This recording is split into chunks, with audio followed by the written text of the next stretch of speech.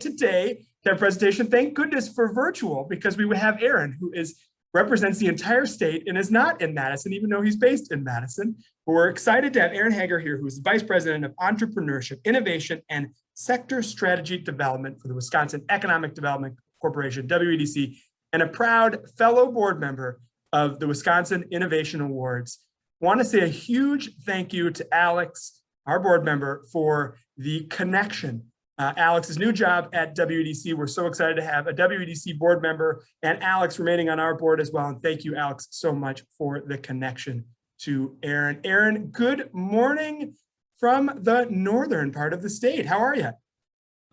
Well, they have good coffee in Eau Claire, so things are looking up.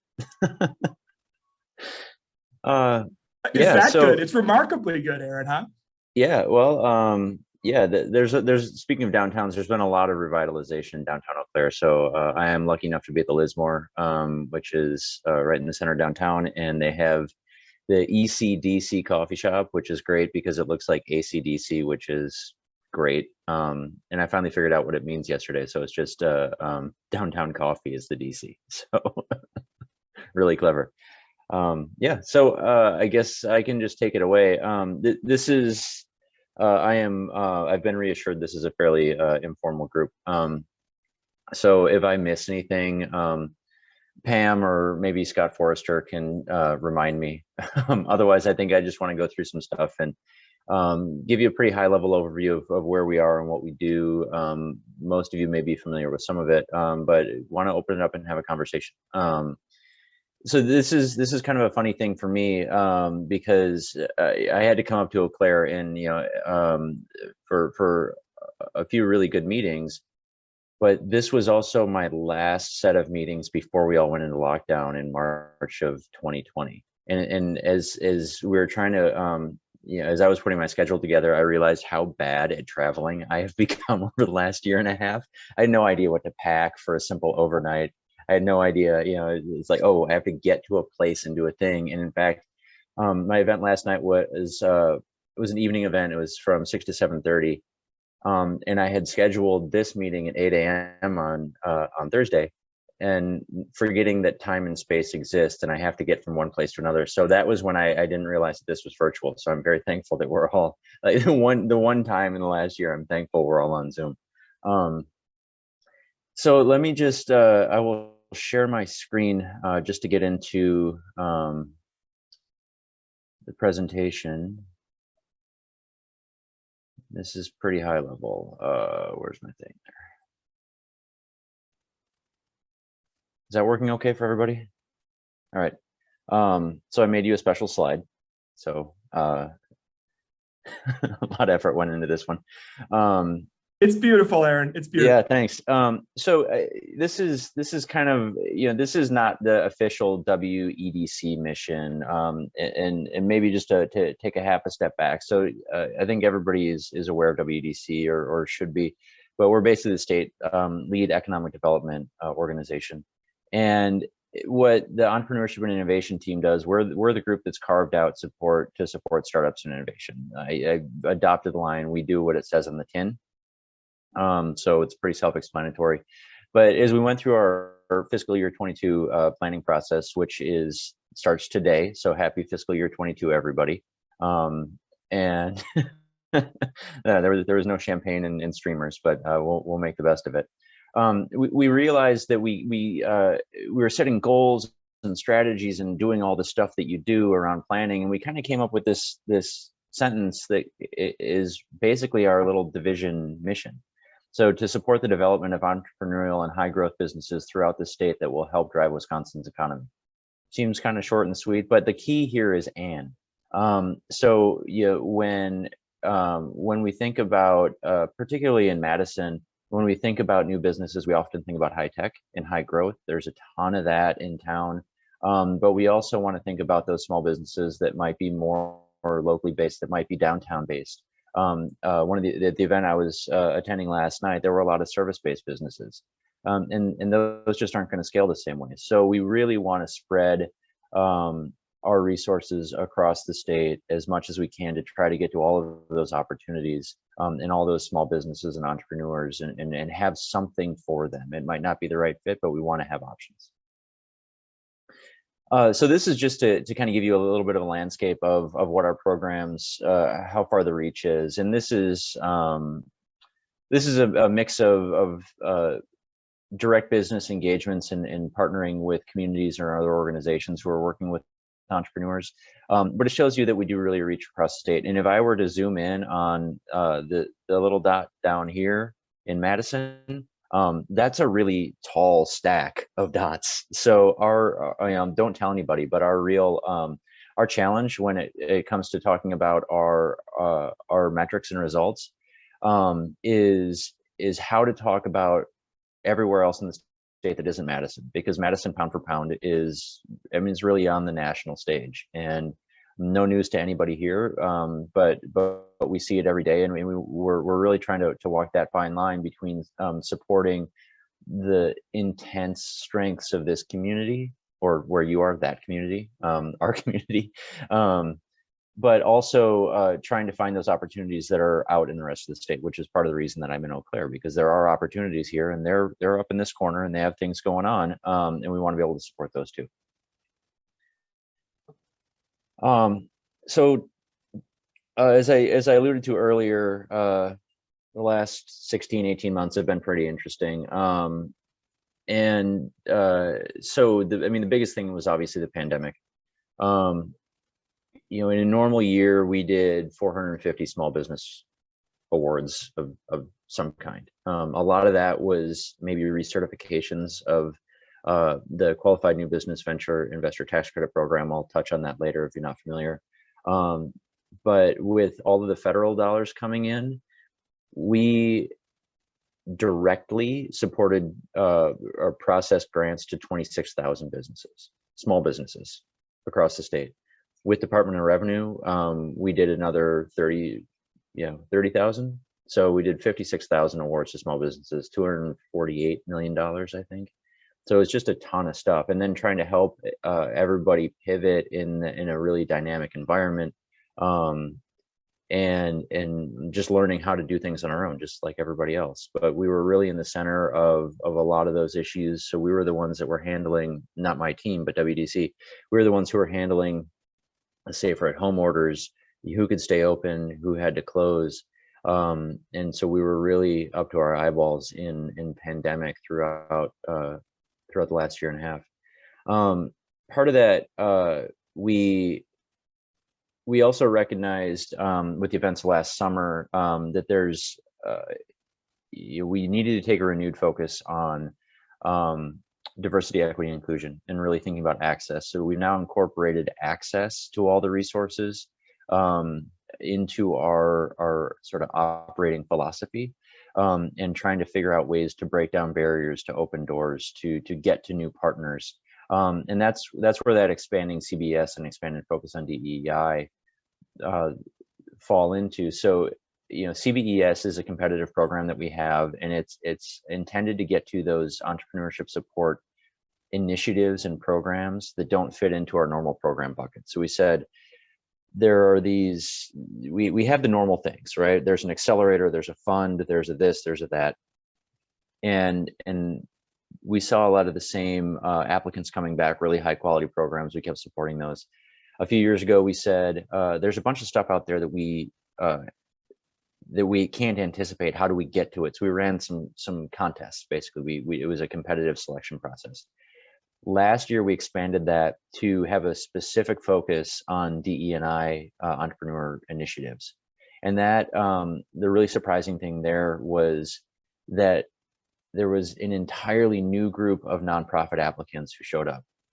So that was really rewarding and opened up a lot of eyes on our side to say, how do we get to these groups that we weren't connecting with? We always knew there were entrepreneurs we weren't connecting with, but to see this volume of support organizations and groups really expanded our minds a little bit.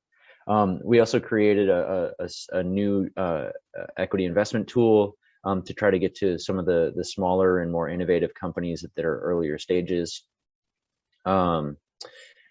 And we did an innovation contest called We're All Innovating for small businesses responding to COVID, and particularly with downtowns, we emphasized those non-tech based businesses. We gave them their own categories so they could compete against each other in an innovation competition for how they were going to pivot and survive through COVID.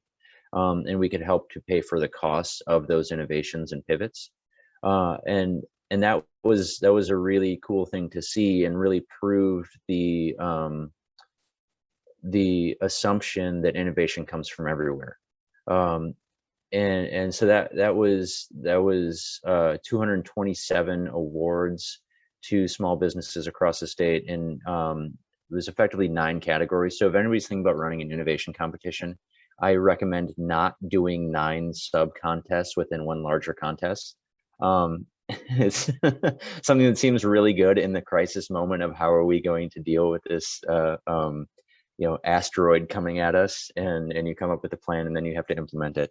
But that was just under $3 million in funding going out to those 227 businesses. And most of the interest, most of the applications, we saw 1,200 applications, and most of the interest was coming from those small businesses.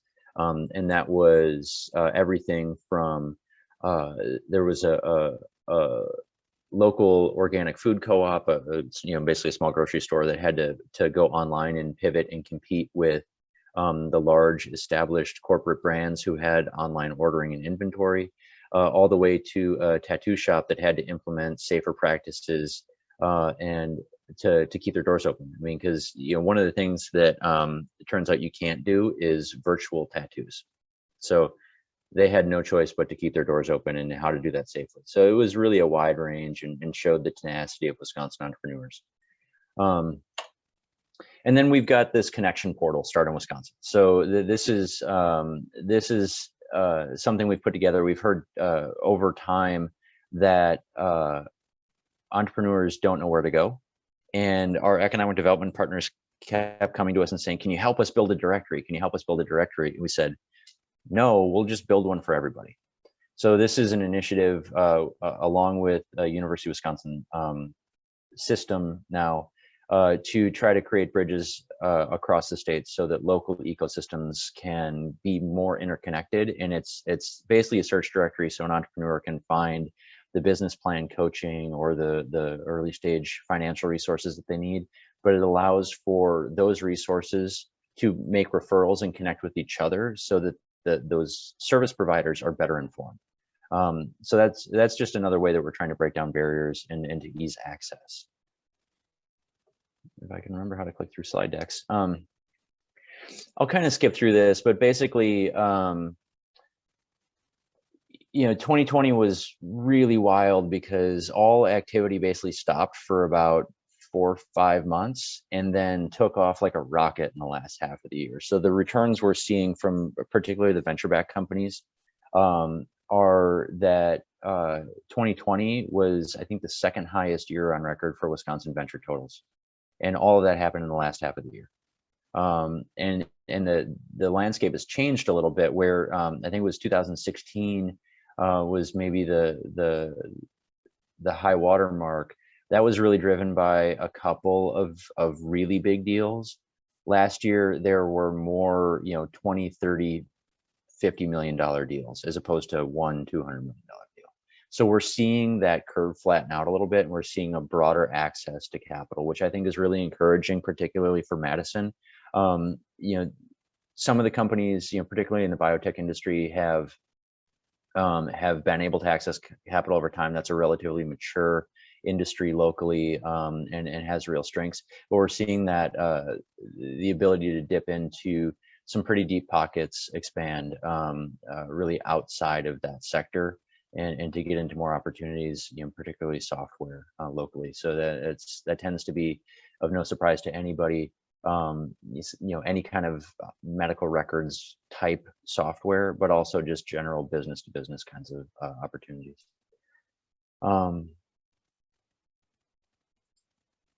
So these are kind of our goals that we're thinking about for the next year. And it's really around viability, right? How do we help businesses be more successful? How do we lower the chances of failure? So what sort of resources need to be in place so that when any business in the state gets started, when that first time entrepreneur decides that they're going to take that leap, that they have the support necessary and the early decision making in place so that they can be successful. How does their plan and coaching, how do we just get them on the right track? I mentioned access. We also really focus on access to capital. We know we're capital constrained. We have some good access, but we are certainly not California. We're not Boston. And this goes across the state, and it still applies to Madison. And even with the strengths of Madison, Madison, much to its chagrin, maybe, is still not San Francisco. I don't know, Jason, if that's a thing, but maybe it's better that they don't have a terrace. And then really thinking about innovation over the long term, right? How do we leverage innovation from our research institutions, from our corporate leaders? How do we turn that into long-term economic potential? How do we plant the seeds for future growth or future success, and so that we don't stagnate? And so we want to keep our eye on that and to figure out what levers we can pull and what partnerships we can develop so that when some new idea emerges, when there's a new technology or a new approach, that we can capture that, keep it here, and support its growth over the long term. So this is kind of a breakdown of programs, and I won't go into a ton of detail, mostly because it's early and people can ask questions if they want. But this, I think, shows how they're broken down. So we've got a suite of programs that are really focused on capital, right? So the Qualified New Business Venture, that's the investor tax credit program. So for equity investors and qualified companies, they can get a 25% Wisconsin income tax credit. So that helps lower the risk and lower the barrier for those investors and gets more people engaged in that space. It's been pretty successful over the last 15 or more years now. We have a venture debt program.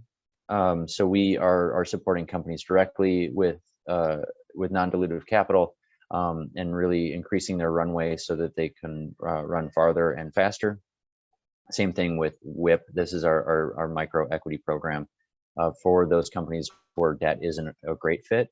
But that's directly engaging. Those three are the ones where we directly engage with the companies. So we have a team who goes out and meets directly with those entrepreneurs.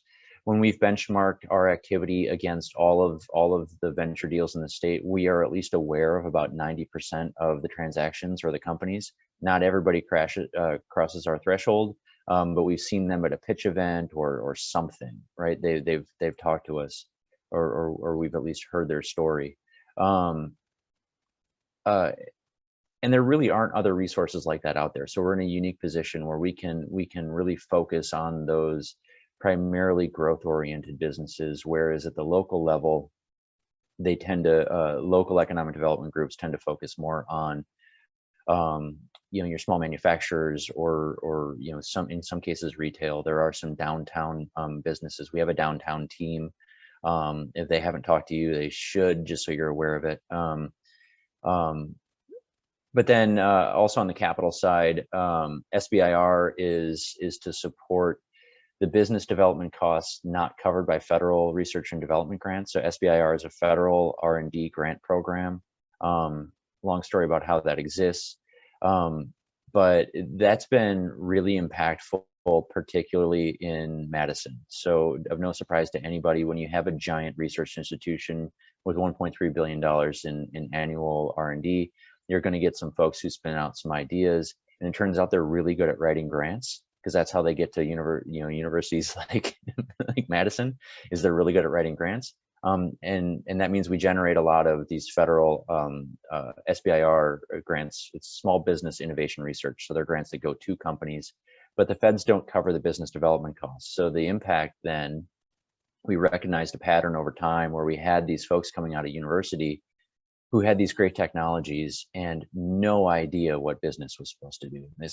So it's the typical story of of a couple of PhDs with this great widget and have no idea how to approach a market. They're like, pricing? Why would be, but the widget's cool. But wouldn't people just buy it? No, not exactly. So we help to put some resources so that they can answer those questions and be more investor or market customer ready. Again, that's in partnership with UW. Capital Catalyst is our matching seed fund. So this is a cool thing that allows us to get to those businesses that really don't fall into our direct loan program.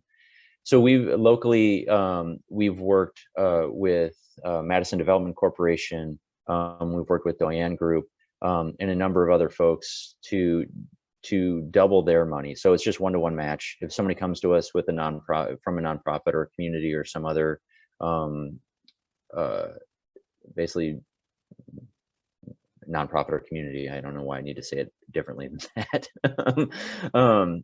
We can match one-to-one. They just come to us with cash, and then they have twice as much to work with. So it's been a good opportunity to create more sources of locally managed capital and evergreen funds. But that overlaps with this ecosystem bracket. So, you know, when we talk about local ownership, we want to make sure that, you know, if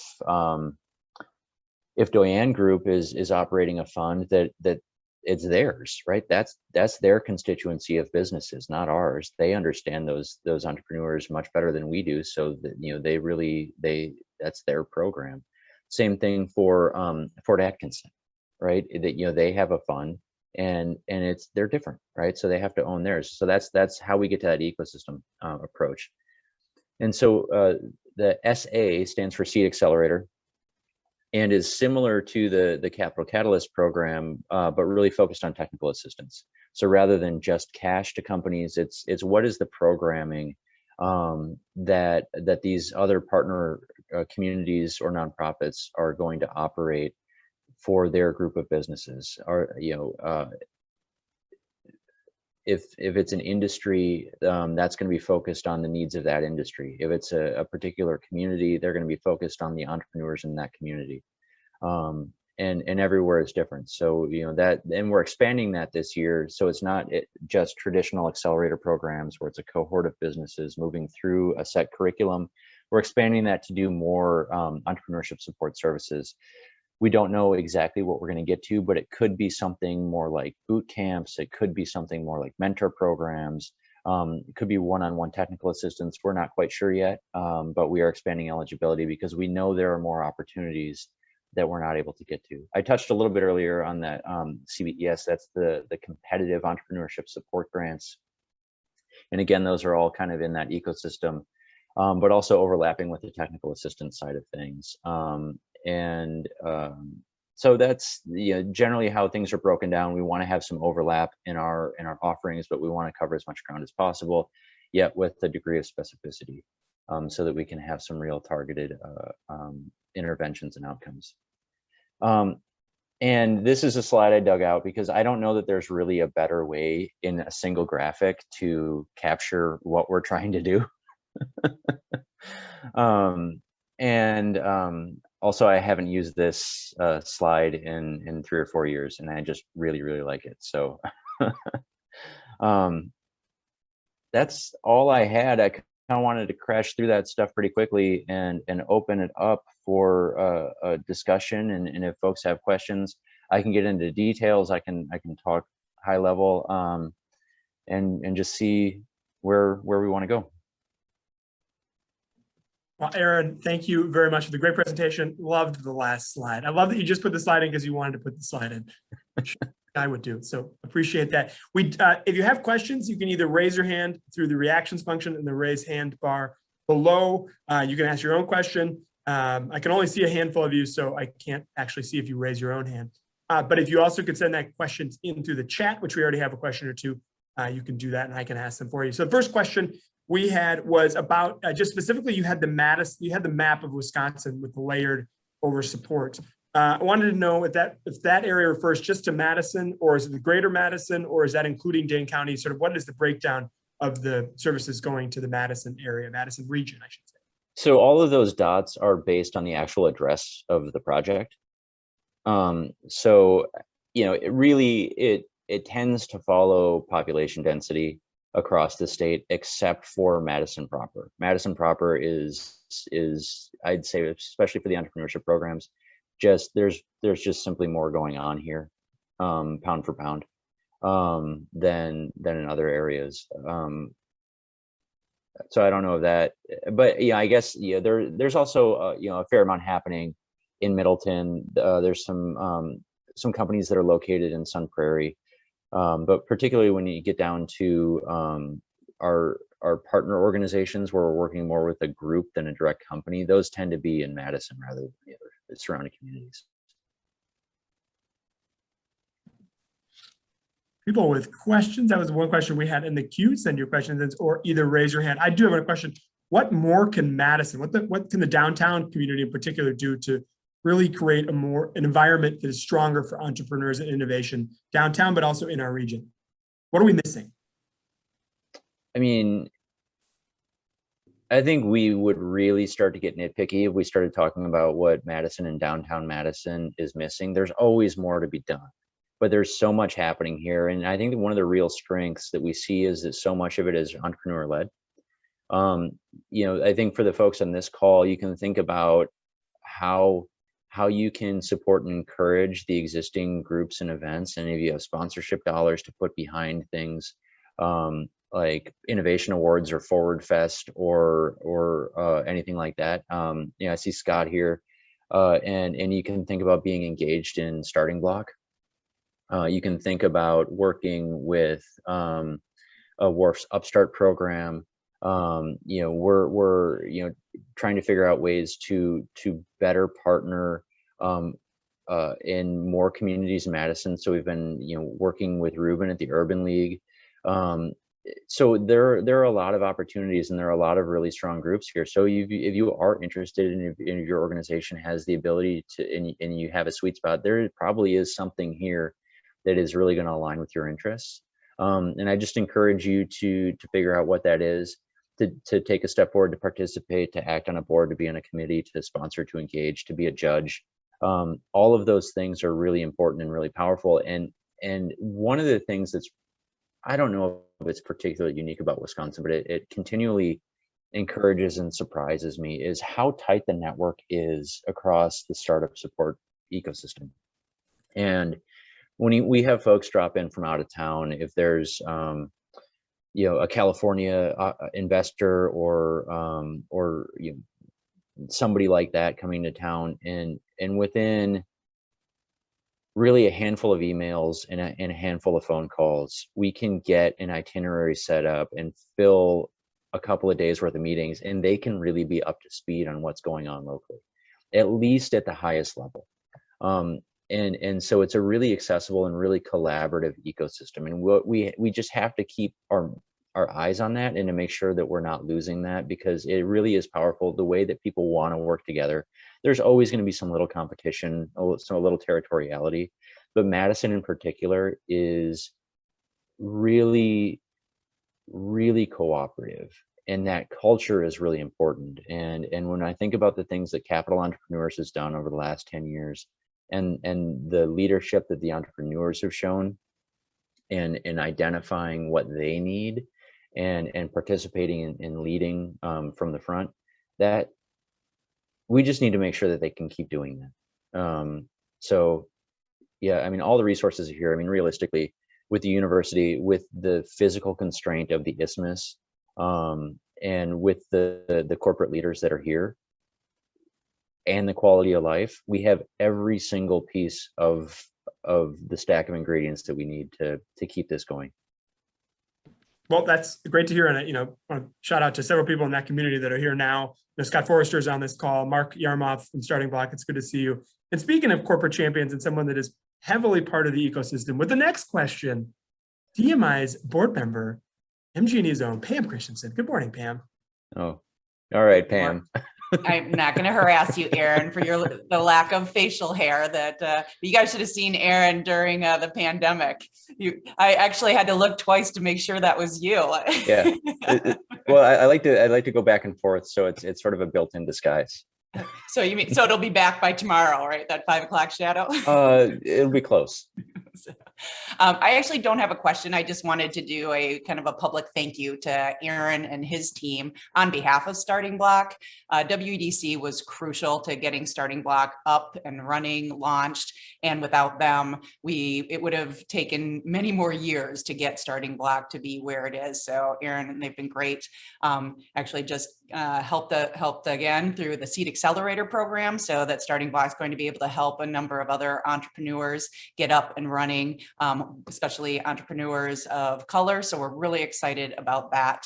And then just to add on to Aaron's comment about how to get involved, and looking at this group of people in all of your Hollywood squares, every single person on this call, in this meeting, could be a great mentor for something like Generator. They do a mentor swarm a couple of times a year where you get to do sort of speed dating with entrepreneurs. And even you might see a company that you think that your business, your experience has absolutely nothing to do with what they do. It's pretty amazing because we all are very connected people. That's what we do for our jobs.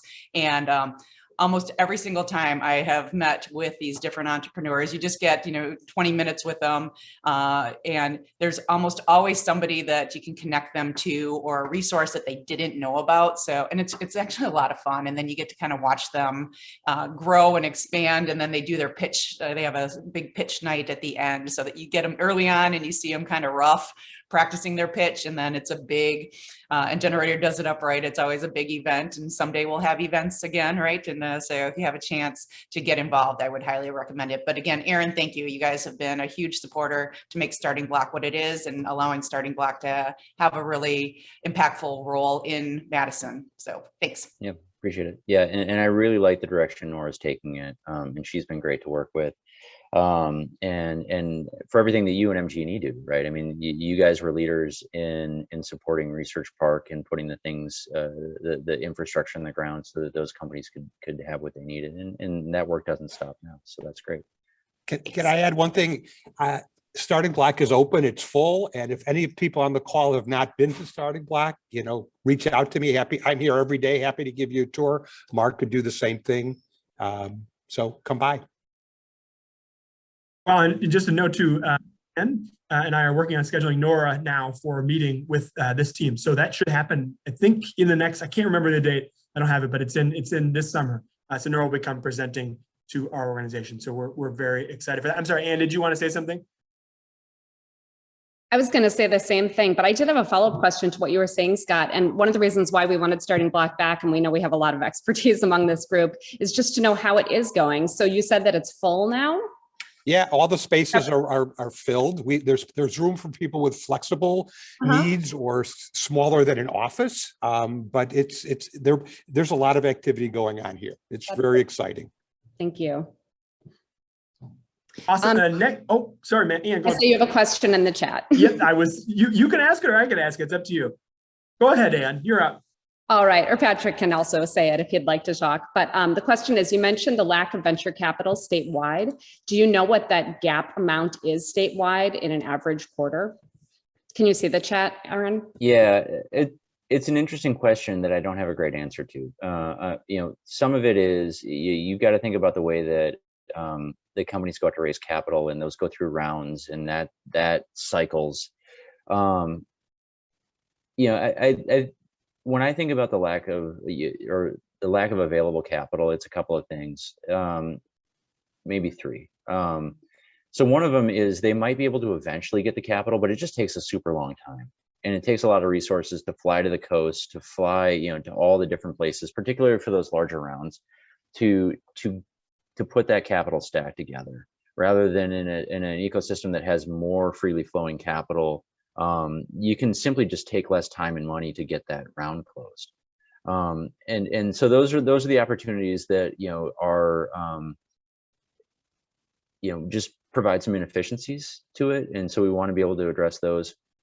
You've also got issues of just simply investor opportunity mismatch. So for example, locally, right, if you're a life sciences company and venture investors is not the right fit for you for whatever reason, you don't have another biotech fund to go to. So, again, that perpetuates that just friction in the system. And then also those checks could be smaller. right? And so rather, if a company really needs $10 million, but they can survive on 8, maybe that's what they get and that's what they can live with. So, overall, it just creates inefficiencies and frictions in the system, and the best deals, people say the best deals do get funded, which is true.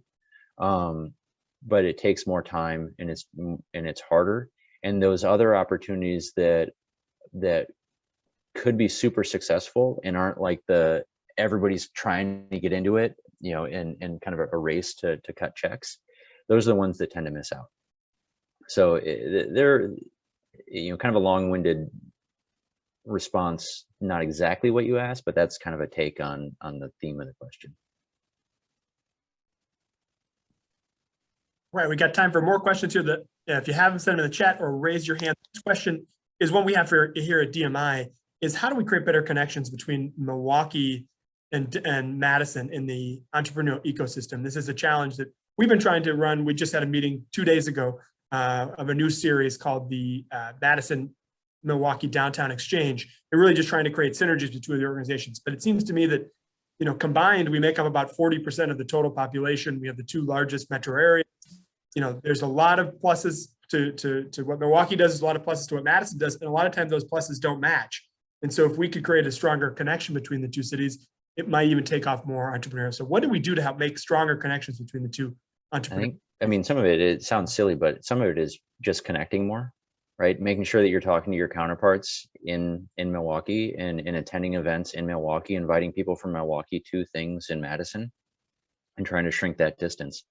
It can get pretty parochial at times, and Milwaukee has its own set of local little p politics that they have to deal with, and the communities are a little bit different, but they're not that different. Milwaukee has some bigger picture challenges, but they're also really trying to transform, and there are a lot of really great local initiatives. So some of it's just plugging in, and I don't think it makes a ton of sense for this committee to be planning events in Milwaukee, but if you're part of a large organization that has a statewide presence, just think through that, right? Does it have to be in Madison? Does it have to be in Milwaukee? And that's not always an easy thing to do, but I think we've got to act like, they're not that far apart. It's not that hard to get there. So let's just start acting like it, right? Depending on where you are in town, it's an hour and a half. And, if you're trying to go from the east side to the west side at certain times a day, it's going to take you almost that anyway here. So let's not complain about Milwaukee being all the way over there. And we're stronger together. We all have, Wisconsin is a mid-sized state. And we are really well connected. So let's harness that. Let's make the most of it. And I would extend that up into the Fox Valley as well. That's the other big chunk of population.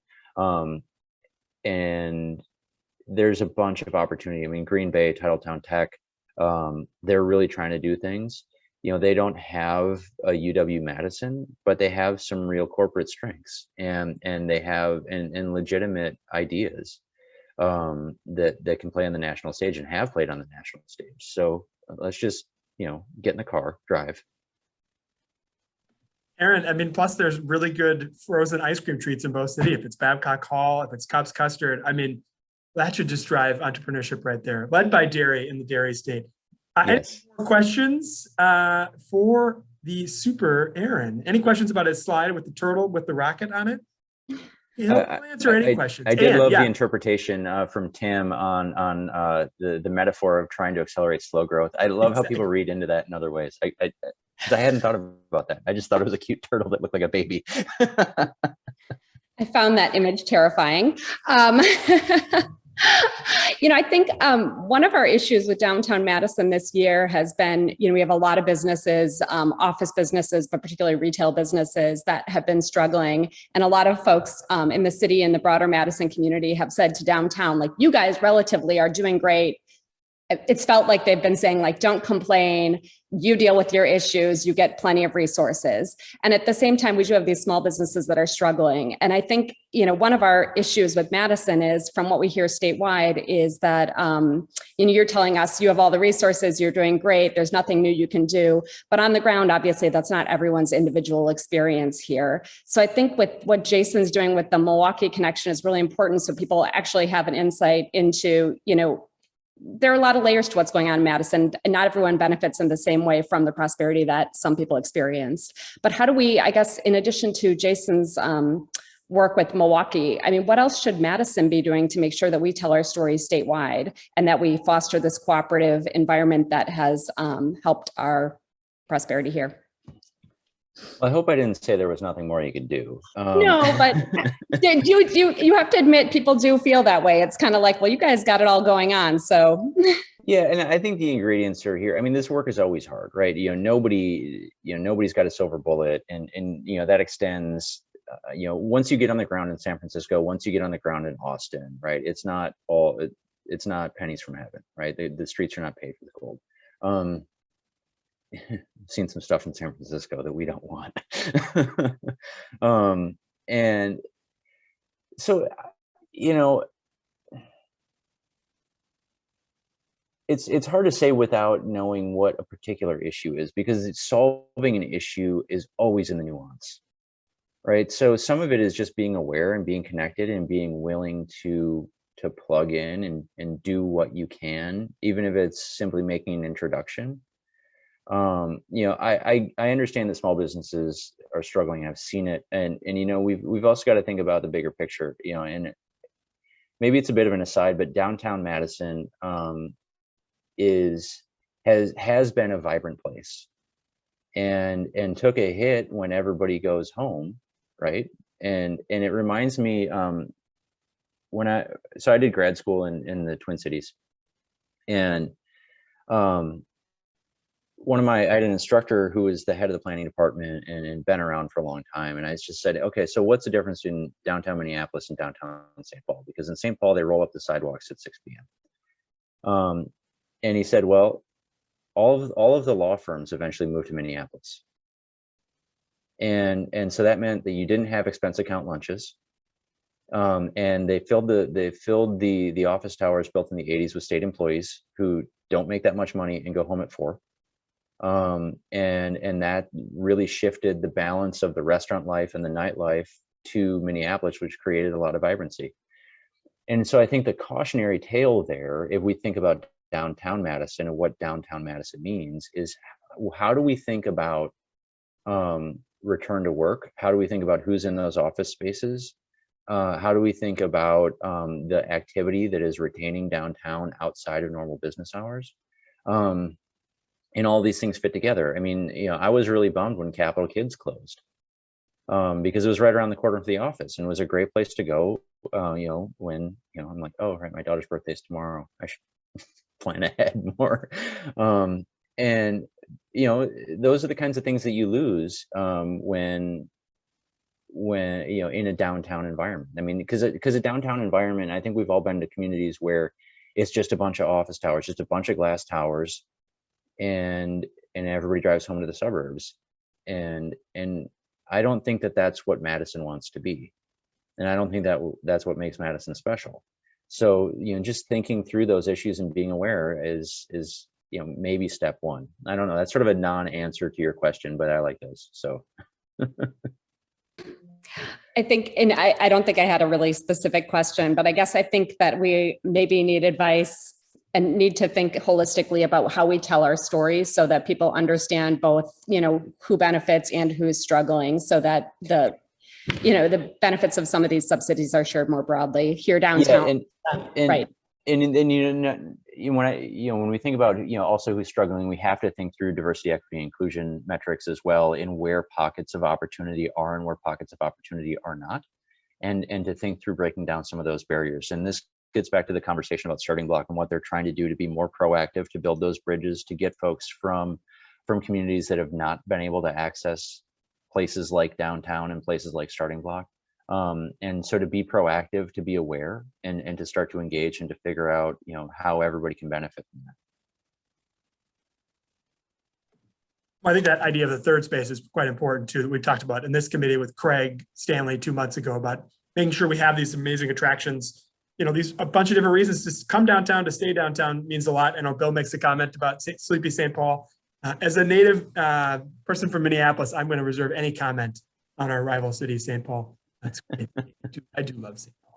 Paul. Any other questions from the crowd for Aaron here? We got a few extra minutes. Anyone else's thoughts on St. Paul, which is a great city? Alex, DMI board member Alex, how are you? Hi, good morning, everybody. I don't have a question. I just want to say, Aaron, nicely done, sir. I want to invite everybody to go to our website. We have a really nice website. And another thing that in my opinion, we could do is, be aware of some of the things that WEDC does. Aaron hit it right on the head. We got a lot going on, right? But one of the things that makes Wisconsin what it is that we know how to network, and within a few calls or a few emails, you're in front of the right people, or we can put you in the right direction. And so again, I invite you all to check out our website. I should probably do that. It's wedc.org. If I was at a Rotary meeting yesterday, and a gentleman sitting next to me, he goes, "So who do you work from?" Like, "I work for WEDC." "Well, what is that?" And then I broke down what WEDC was. "Well, what do they do?" And I'm like, "Well, don't you own a construction company?" "Yeah." I'm like, "But you don't know what WEDC does?" And he's like, "Well, no, I've been too busy. I've been too busy focusing on my job or on my company." I'm like, "All right, well, now is the time to take off those blinders and know that there are programs like WEDC out there that can help businesses like yourself, like your own." So, but yeah, I invite you all to go to our WEDC website. That's all I had. Thanks. One more, we got another question. And does WEDC have an annual conference similar to WEDA? Any ways for our members to connect in? We do not. We think about things like that and then get saddled with the opportunity to deploy hundreds of millions of dollars in emergency crisis federal funding that kind of takes us offline. Yeah, Pam, thank you. Appreciate that. The Marketplace Conference is focused on minority entrepreneurs, diverse entrepreneurs, and a really good opportunity. So that's really a showcase of them rather than something about WEDC, but it is the big event that we throw. We're around, so I'm on the Tech Council board, so I'm at the Tech Council conferences, various other things across the state. We're around a lot. I guess, I know we're wrapping up, but the one thing I want to leave you with is, I am absolutely willing to have a what if conversation with anybody. If you've got an idea, if you're wondering if something can work, don't worry about the program parameters and the details. And if tab A fits into slot B perfectly, forget it. Let's just see what you guys want to do. Let's see what your concerns are. Let's see what your ideas are and have a conversation about it. It takes time to build these things. It's part of the reason I'm up in Eau Claire now is talking to local community members to say, yeah, all right, that's an idea. Let's do it. Let's figure out if that's going to work. Go get your approvals. How do we put the pieces together? It takes time. And we recognize that. So if there's an interest, if there's a will, if you identify a need, bring it to us and let's just see what we can do. And maybe it's nothing, maybe it's something, maybe it turns into a third option. I don't know, but let's have a conversation about it and not worry about whether or not it fits today. Well, Aaron, thank you so much from all of us at DMI for the excellent presentation and the excellent discussion after and all the help of WEDC. Thank you to Alex as well. You guys really have helped make Madison strong, and I know you're doing the same for the entire state of Wisconsin. So thank you, Aaron, and thank you for taking time away from your trip to Eau Claire. Hope you enjoy the great rest of the day. And I want to say a thank you to all of you, all of our members. We had tons of board members, lots of great people on today. Thank you. And a couple of new members Hello, Matt Trammell from Tiny Mighty. It's good to see you. Marlo Fields, a new representative from Representative Pocan's office. So it's great to see at least a handful of new people here today. Remember, join us again in just 2 weeks' time on July 15th. We are going to have one more virtual meeting, 8 a.m. Panel discussion on TID, the tax increment district, 25 downtown, that is closing as we speak, with Alder Mike Verveer from the city of Madison, Jason Stein from Wisconsin Policy Forum, and Matt Mikuljewski, head of economic development for the city of Madison. So it'll be a great panel discussion. We'll see you here in 2 weeks. Lots of other things on the calendar, lots of live events coming up soon. So hope to see you downtown soon. Hope everyone has a great 4th of July. Have fun and stay safe, everybody. Thank you very much. Talk to you soon. Thanks, everybody.